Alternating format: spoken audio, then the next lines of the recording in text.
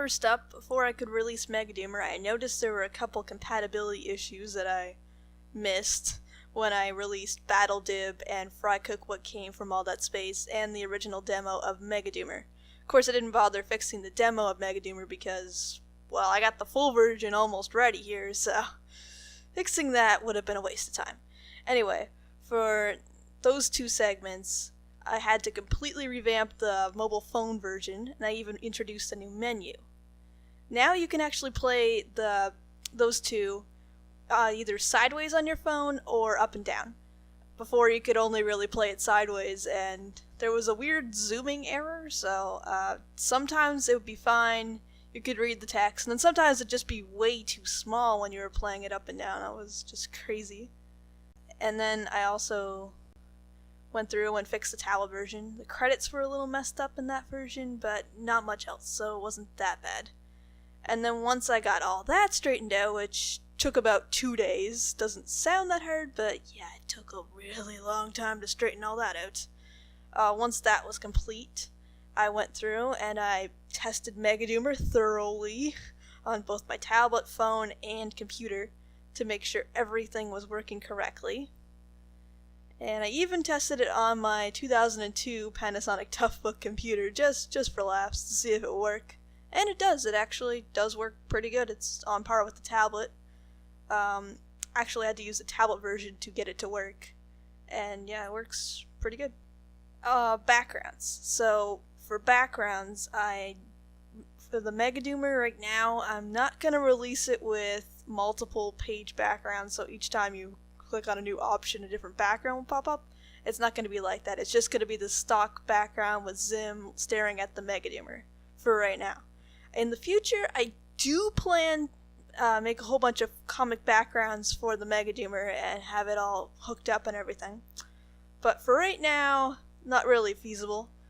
I figure my efforts would be better spent working on the smaller segments, like Fry Cook What Came From All That Space and some of the other unreleased things that are relatively short.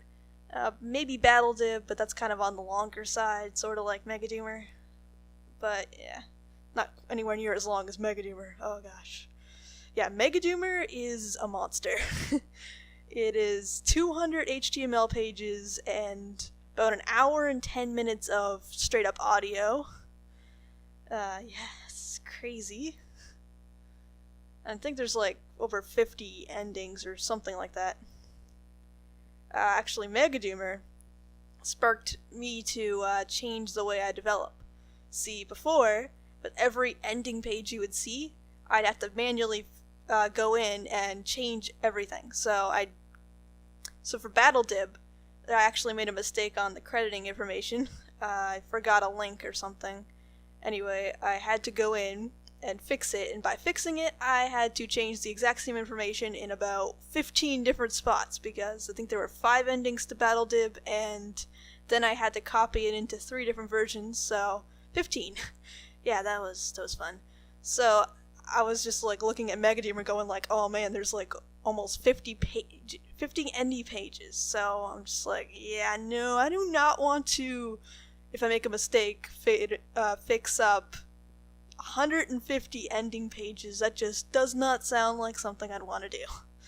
So I devised a different solution, and now everything is centralized. So if I make a mistake, I only have to change 3 pages as opposed to 150. Thank goodness for that. But yeah, there were times where I never thought Megadoomer would get released because it was just too crazy. There was just a bunch of dead ends when I released that demo, the stuff that I had not actually released, and it was just all over the place. So you'd start playing it and you could get like 2 pages in or something, and then it would just drop off the face of the earth. It would stop and you'd just be left with this blank, oh, can't find page because it doesn't exist. So getting around that was pretty tough. The hardest part about Megadoomer, though, wasn't actually the SIR part. That was actually pretty easy to a degree. But the hardest part was the actual robot part of Megadoomer. Because for Megadoomer, there was like 6 different configurations I had for the robot set up. I think it was he could have a cord sticking out of it, or he could just have a battery, like the battery actually worked, or he recharged it, and then you could have it cloaked, not cloaked, or semi-cloaked, which is basically just Zim floating in the air in his robot. And to make all these different configurations, that took a little bit of trial and error. Okay, maybe a lot of trial and error. And then I still found a bunch of errors in the final version before I could even release it. When I was going through with the audio, I was like, okay, that's not right. I think I was playing one version where he was supposed to have the battery and he was supposed to be cloaked. And I think I went to one ending page and it said that he had a cord. Somehow his power got cut with the cord, and I'm like, okay, no, he's got a battery. Shouldn't have that happen. So yeah, there was quite a bit of error checking that went into Megadoomer.